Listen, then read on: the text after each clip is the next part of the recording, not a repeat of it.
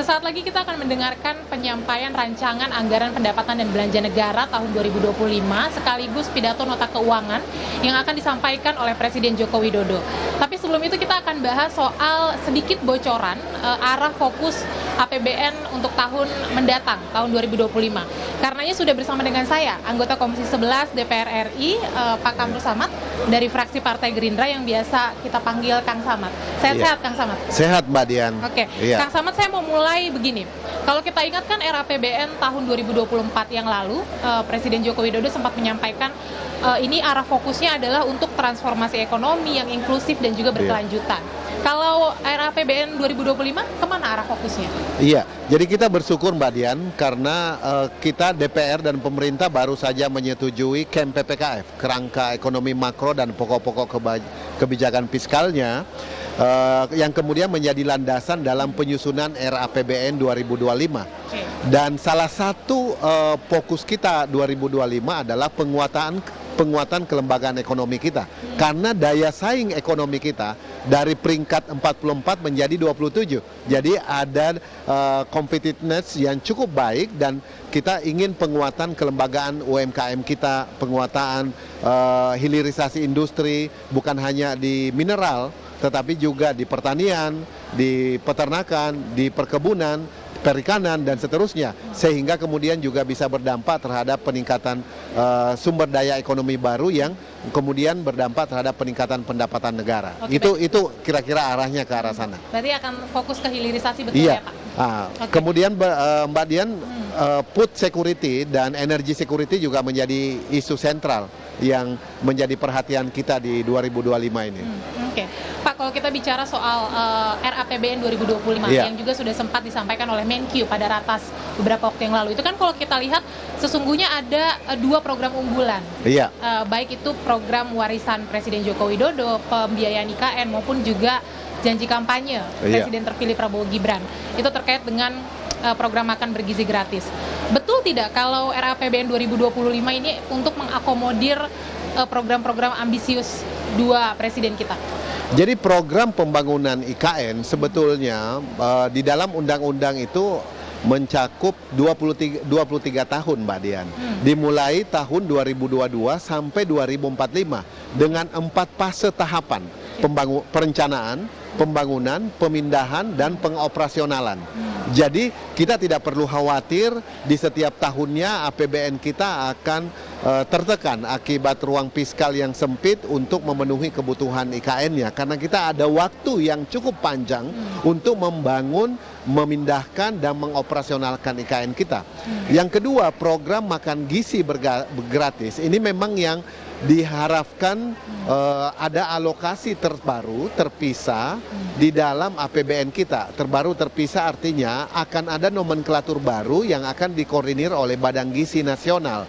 Dan ini bisa menjadi satu program yang memantik pertumbuhan ekonomi. Kenapa? Karena mulai dari pembangunan dapur, penyiapan SDM-nya, delivery-nya, kitchen-nya, bahan bakunya, sayur, susu, ikan, daging, dan seluruh kebutuhan bumbu-bumbunya kemudian nanti akan menggerakkan ekonomi di daerah, kabupaten, kota di seluruh Indonesia.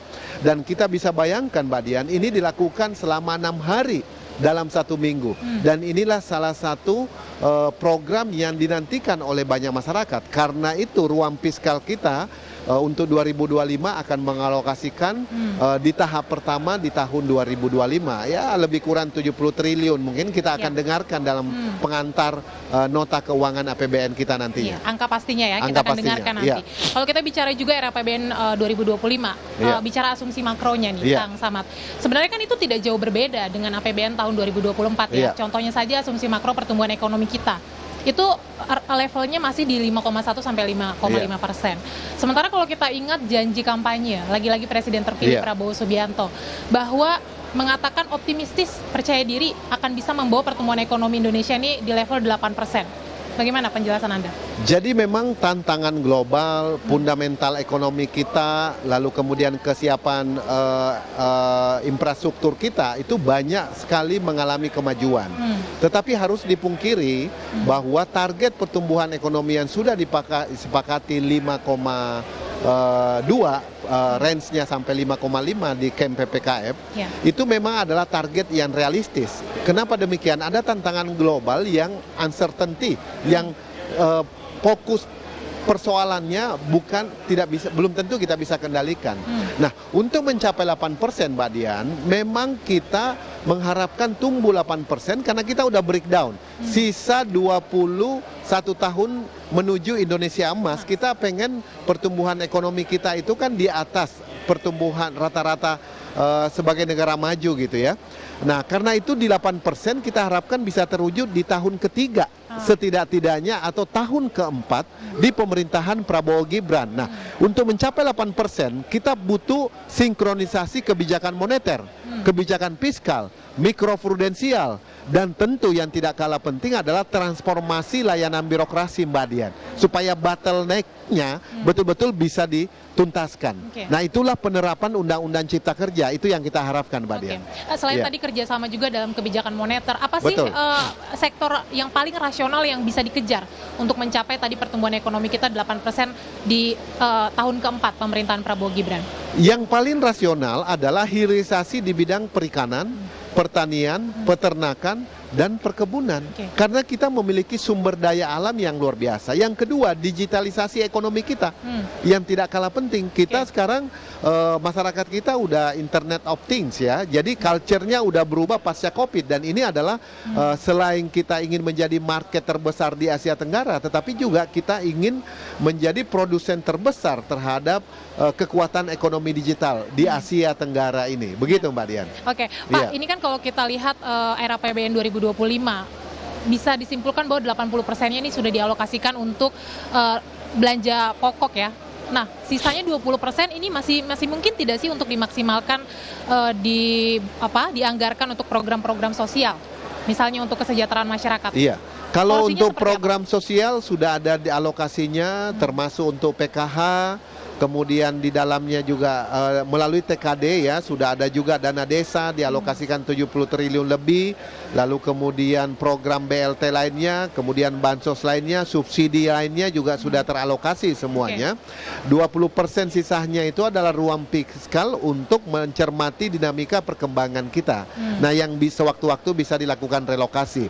Nah, yang tidak kalah penting sebetulnya kita harus bisa menggali potensi pendapatan baru negara di luar pajak, supaya ada sumber-sumber penerimaan negara yang kemudian lahir daripada potensi ekonomi baru yang tumbuh karena akselerasi implementasi kebijakan pemerintah. Begitu Mbak Dian. Apa itu sumber-sumber pendapatan baru yang akan diupayakan? Misalnya akselerasi hilirisasi pertanian. Ya kan, kita punya potensi peternakan ayam. Kita punya potensi peternakan telur, kita punya potensi peternakan daging sapi misalnya, kita punya potensi hidroponik yang luar biasa, kita punya potensi berbagai sumber. Yang berikutnya yang tidak kalah penting, mengoptimalkan aset-aset negara Mbak Dian. Aset-aset negara kita cukup banyak yang dikelola oleh Elman misalnya. Salah satu BLU di bawah Kementerian Keuangan. Bagaimana mengelola aset-aset negara supaya memiliki nilai tinggi, lalu kemudian memiliki akselerasi nilai ekonomis, dan kemudian bisa menciptakan lapangan kerja. Itu yang diharapkan Mbak Dian.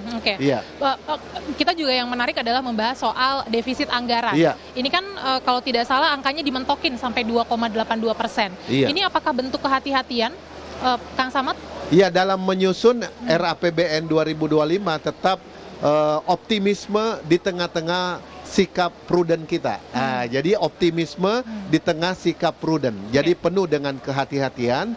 Defisit 2,83% sebetulnya adalah sesuatu yang wajar karena sudah diperkirakan kemungkinan kalau toh ada perubahan masih ada 1,7% ruang fiskal untuk mencapai level 3%. Tapi sejauh ini sudah under control dan under cover semuanya. Dan kita harapkan dengan angka defisit itu sudah mengcover keseluruhan dan memprediksi kemungkinan tantangan-tantangan domestik, tantangan global ataupun tantangan baru yang tiba-tiba bisa muncul, Mbak Dian.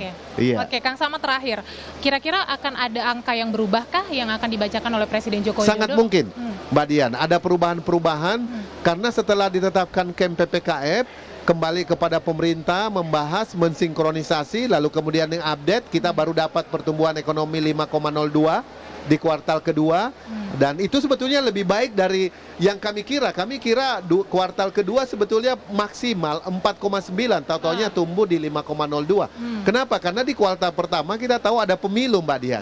Iya kan, ada Ramadan, ada Lebaran yang menjadi pemantik.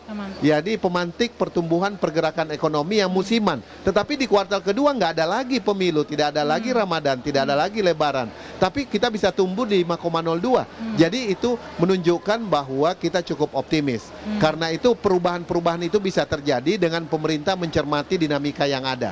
Misalnya dinamika kawasan, ancaman yang kemungkinan muncul, globalisasi, tren kecenderungan fluktuasi, inflasi, kemudian nilai tukar rupiah dan seterusnya, kemudian perdagangan global, itu semua menjadi faktor yang terus terupdate untuk menetapkan target pertumbuhan kita, termasuk memfinalkan era APBN 2025. Begitu Mbak Dian. Kita akan cermati nanti angka-angka persisnya yang akan disampaikan Presiden Joko Widodo, dan juga arah era APBN kita, arah kebijakan fiskalnya akan seperti apa. Kita akan tunggu dan kita akan cermati. Terima kasih Kang Samad atas waktunya sudah bergabung di laporan khusus Kompas TV. Demikian saya kembalikan ke studio.